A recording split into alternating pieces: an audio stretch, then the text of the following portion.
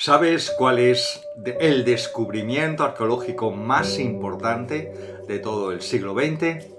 Pues son los rollos del Qumran.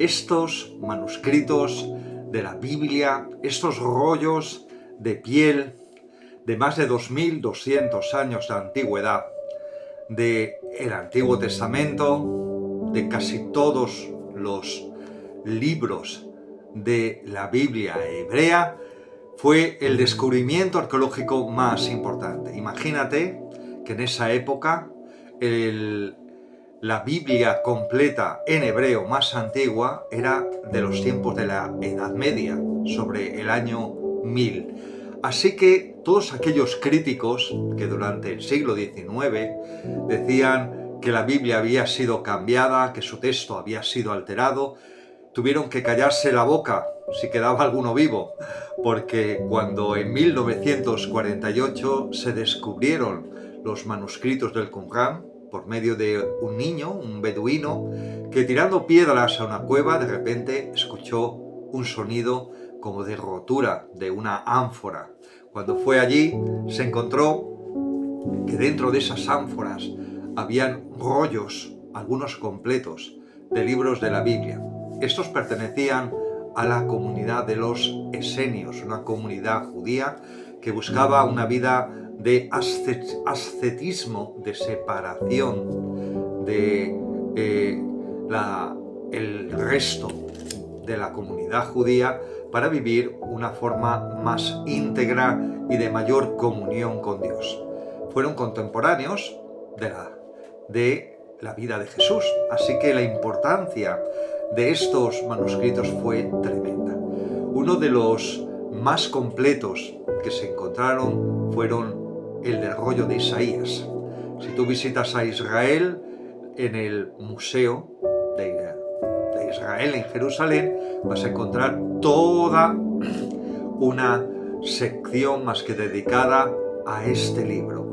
El libro de Isaías es uno de los libros más maravillosos del Antiguo Testamento. Un libro formado por 66 capítulos, los mismos que tiene la Biblia, en los cuales podíamos dividirlo en los 44 del Antiguo Testamento y los 27 del Nuevo Testamento.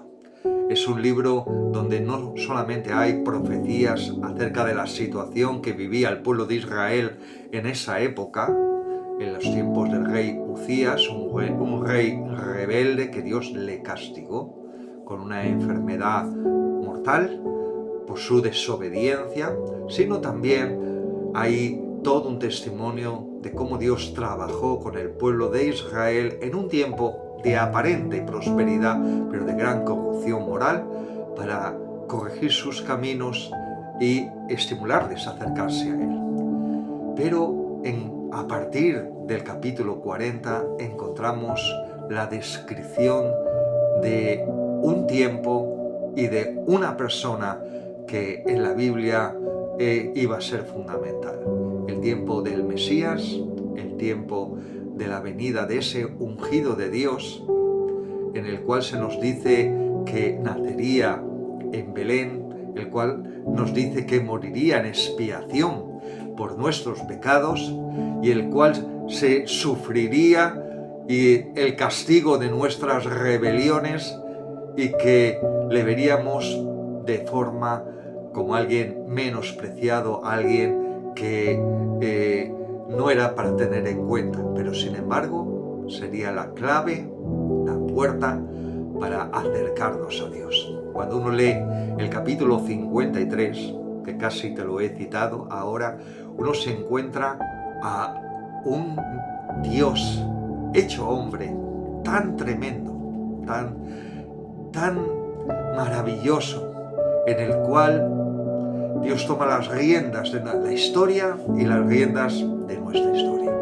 Verdaderamente, si la Biblia es un libro de la salvación, un libro en el cual Dios tiene una agenda, un plan para rescatar al hombre desde su rebelión al principio de los tiempos hasta el final, en el capítulo 53 de Isaías lo que hace es mostrarnos proféticamente casi 700 años antes todo lo que iba a pasar. Verdaderamente quien no ve a Jesucristo en ese capítulo no se está enterando de la historia. Hasta tal punto ese capítulo es crucial que en muchas o en casi todas las sinagogas es un capítulo que no se lee dentro del ciclo anual de lecturas que se hacen de la Biblia, porque se le considera que es un capítulo peligroso. Uno puede decir que ese siervo sufriente ha sido el pueblo de Israel a lo largo de los tiempos, y es verdad, el pueblo judío, mi pueblo, pues ha sufrido mucho. Y generalmente hemos sufrido por nuestros pecados y nuestras rebeliones. Pero en ese capítulo nos habla de alguien individual y sobre todo alguien que no se va a redimir a sí mismo, sino que nos va a redimir a nosotros. Así que cuando leas la Biblia, ten la seguridad que el texto que estás leyendo es el texto en el cual Dios inspiró a los profetas, a los apóstoles, y que verdaderamente podemos confiar en él. Y sobre todo, cuando leas la Escritura, leas la Biblia, pregúntale a Dios, ¿qué es tu voluntad? ¿Qué plan tú tienes para mí? Enséñame tus caminos, enséñame tu voluntad. No tengas miedo de hacerle preguntas a la Biblia, porque el escritor te va a responder. Y sobre todo, busca cómo acercarte a él día a día. Yo hace años empecé a andar en estos caminos y ha sido el tiempo más maravilloso de mi vida. Este año, 2025, cumplo 40 años andando en el camino del Señor. Empecé con 16, así que ya puedes calcular mi edad. Y me encantaría que tú también tomases esa misma decisión.